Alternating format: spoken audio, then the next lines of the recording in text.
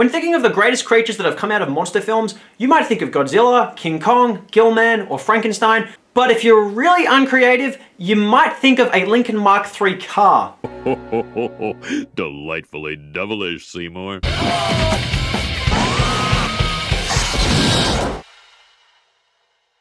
Yes, everybody, welcome back to Delightfully Devillish, the show where we discuss films that all at once meet the criteria of being the good, the bad, and the ugly. I'm your host, Jukebox Harry, and today we are scraping the bottom of the barrel to find a film that came out during a period where car films and horror films were highly successful, and yet still managed to serve as the worst example of both genres. The car starts with some obscure quote I don't fully understand, which apparently comes from the Satanic Bible, but sounds like it was written by Shakespeare. I guess that's foreshadowing that the car in this film is supposed to be satanic, you know, like the satanic car from that episode of Futurama. I was working on Project Satan, built from the most evil parts of the most evil cars in all the world. The credits point to actors including Thanos' father, and the little girl who got shot in Assault on Precinct 13, and her sister, who is infamous for being in the Smudge the Cat meme. After we're done staring at the horizon, we get a first-person view of a car driving down a tunnel with the use of generic color filter to symbolize something otherworldly. That's a prime example of remarkably generic style in visual filmmaking, but that's just the beginning. This girl gets jammed between the car and the barriers on the bridge, before suddenly being free from it and falling down a cliffside. This other guy gets bumped slightly and flies off the edge of the road. So already we can see we're starting to get the standard of death scenes that we saw in the film Maniac Cop. And just in case you didn't know, that was terrible. I'm more off-putting. No, I'm more off-putting. Kids, you're both just awful. You ever notice it's impossible to brush your teeth without wiggling your ass? Everybody knows that. That line was a thing that was said for really no reason, just apparently to fill the dead air in the script. You know what we all have to do is just sit down and talk? Please don't. I don't want to hear any more lines like that one you just said. I just want to see a car kill a bunch of people. None of the dialogue in this extended sequence adds anything to the film. It's just there because people need to have something to say in the film, but the screenwriters couldn't figure out how to do that correctly.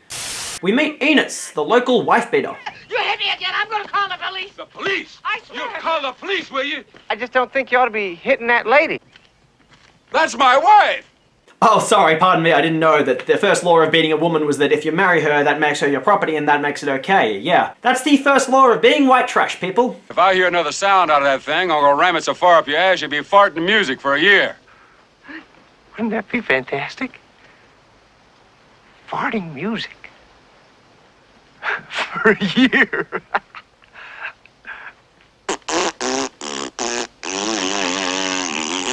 This is bad comedy. She's gonna be a 34-year-old nymphomaniac. Who are you talking to when you're saying this? Are you just trying to assure yourself of this ridiculous fantasy out loud? The car drives right at him, but slows down when he calls it a son of a bitch. Up yours with a splintered fiddle, you son of a bitch! So apparently this demonic self-driving car doesn't like having insults thrown at it. The car comes back for him, and we have the worst shot of anyone being hit by a car I've ever seen. The first 3 death scenes in the car really set the standard for the rest of the death scenes in the film, and they have nowhere to go but down. Between this death scene and the next is just a bunch of boring dialogue, such as the scene where White Chris Brown gets interrogated on how much of the car he saw. What about the plate? I don't know. Did it have a plate? I don't know. Color of the plate? I don't know. You saw it. I didn't see nothing. But the others don't seem to get the hint. There's also one inexplicable moment where the girl Lauren gets a picture of her drawn by a student and it looks like this. Oh, this is sweet. Look, Miss McDonald, he's made me a 36D. Lauren, do you think it's healthy for a 13-year-old boy to imagine his teacher naked? Absolutely. Huh, I thought I was watching a horror film, not the prequel to an episode of My First Sex Teacher. And I am all for artistic expression, but this child is 13 and you're in a position of power, so just think about that, Asia Argento. Later on, this car drives down the street and almost hits the abusive husband, but instead kills an old police officer. I thought the death scenes in this film were already bad. They actually got that much worse. We don't even get the sound of this geriatric getting hit, just a car honking. And the fact that he just slowly rolls on the ground makes it seem more like he had a heart attack in shock instead of getting hit by an actual car. This is a horror film relying on its genre gimmicks to carry it, and its death scenes are the absolute worst part of the film. What does that say about the movie? To this film's credit, it does prominently feature Native Americans in important positions of authority.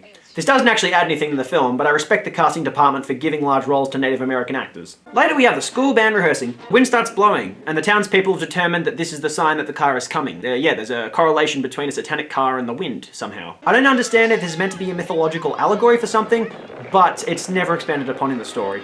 And in comes the car. Normally I'd be like, oh cool, I can't wait to see some kids die.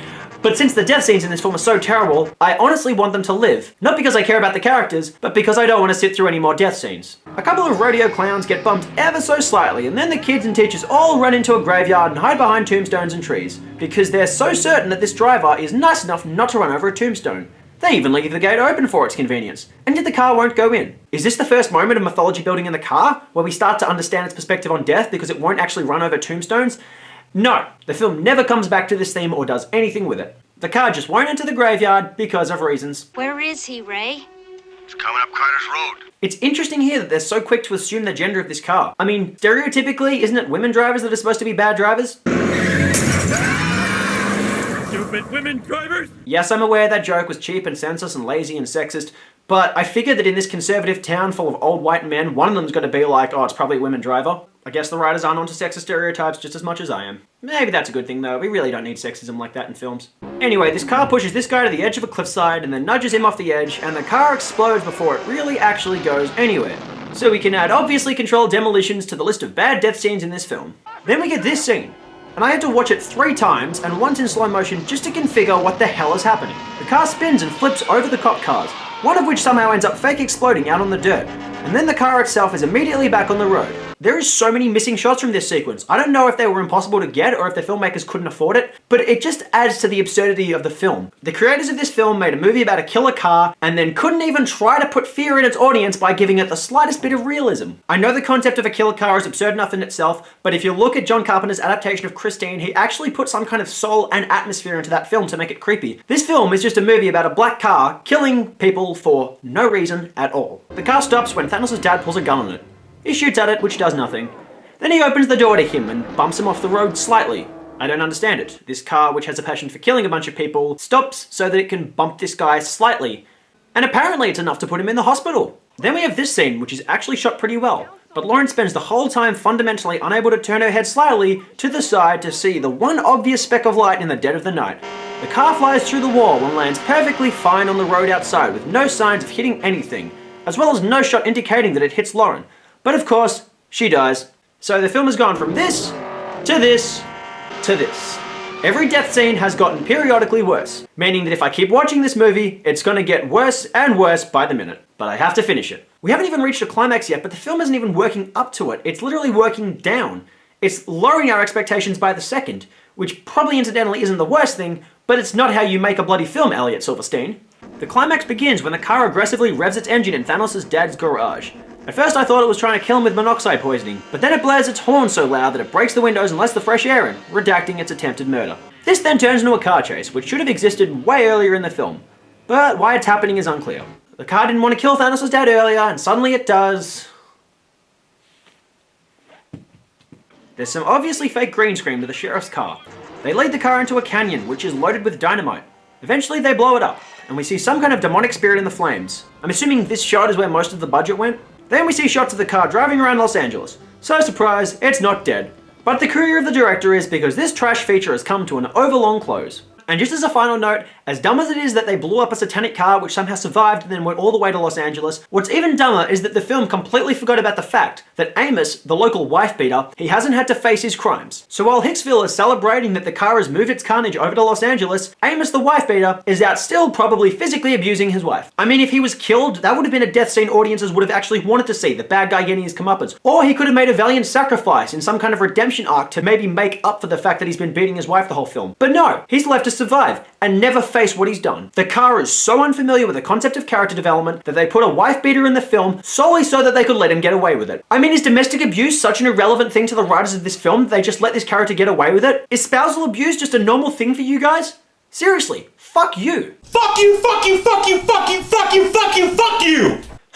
Anyway, is The Car a good film? Oh, dear God, no! The Car is a prime example of lazy filmmaking at its most explicit. There is no sense of identity in the characters, there is no sense of motivation behind why the titular villain is doing what he's doing, and there is no sense of pacing because the story is non-existent and doesn't move anywhere. This is one of those movies where the filmmakers literally just got nothing right. Sure, the film doesn't have an aggressively bad visual style like the film Battlefield Earth, but even though the camera isn't tilted on a Dutch angle and given poor filters, it still fucks up in every other way. And for once, the only thing more boring than the pointless dialogue in this movie, like I said, is the death scenes. The car is as simplistic and uncreative as its title suggests. And when you had the film Death Race 2000 from 2 years ago prove that you can in fact build a film entirely on the concept of exploiting vehicular manslaughter, another car-themed movie which follows all the conventions of a slasher film without using any actual violence is really just inexcusable. As ridiculous as the concept behind the car is, Hollywood has in fact proven that it can execute the killer car narrative many times in a good way. In Steven Spielberg's Duel, it was the constant threat of the cat and mouse game between the protagonist and the truck hunting him. In Christine, it was the immortal nature of the beast and how it changed its owner from an introverted teenager into a product of its fury.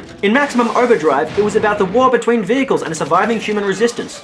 With the car, it's bare bones and empty because the creators don't care about finding the minimum requirements to actually make a narrative out of it. So let's break down how you could actually direct the car correctly. 1. Establish a connection between the protagonist and the villain. Our hero is a sheriff, so maybe make it that someone close to him was killed in a hit-and-run accident years ago. Make it a personal touch. Or make it that the first 2 victims of the car were people who had helped him out in a time of crisis, so that it's a very personal quest for him when he tries to end the car's rampage. 2.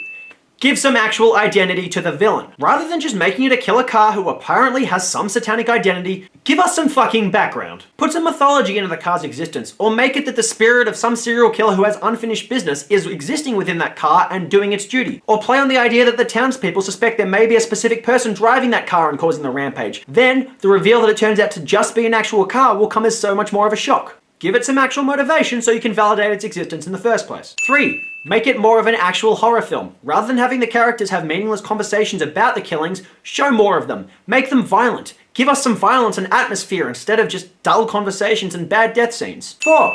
Make it more of an action film. The car genre was peaking in Hollywood popularity that year with the release of Smokey and the Bandit. So follow that film's trail. You don't need to make it a comedy, but put more fucking car chases in a film which is about a car. Alternatively, 5.